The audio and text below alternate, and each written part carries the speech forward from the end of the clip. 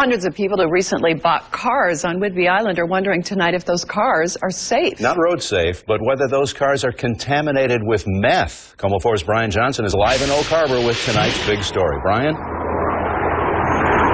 Well, Dan, I don't know if you can hear me over the roar of the jet from Whidbey Naval Air Station, but the health department is out here. And suppose you bought a car from this lot sometime in the last 5 years. The health department says you might be wise to have it checked for meth. It's happening here at O&J Sales at Oak Harbor.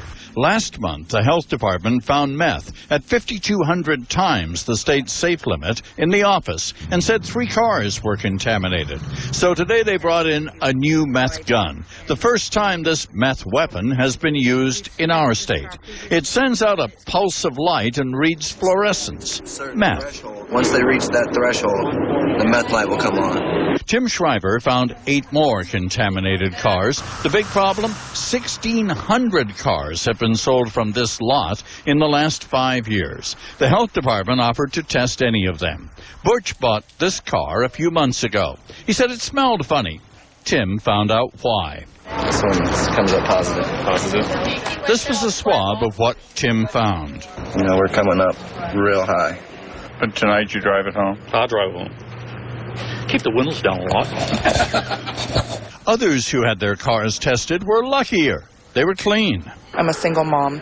When I read that it was contaminated, I was really worried about my kids. But everything's fine. Yeah. Thank goodness. Everything is not fine on the car lot. At least 11 cars contaminated. Mark Brown's son ran the business, but Mark is the owner, responsible for cleanup and possibly for damages. What's happening here, may be typical of what would happen on any car lot if they came under this kind of scrutiny, which just raises some real interesting questions about used cars. I've just been told that the final count of contaminated cars is 17. And Mark tells me his son never even sat in some of those cars. He got many of them wholesale. And Mark said maybe it's time the state consider testing cars before they're sold as used to protect dealers and buyers. Live in Oak Harbor, Brian Johnson, Como 4 News.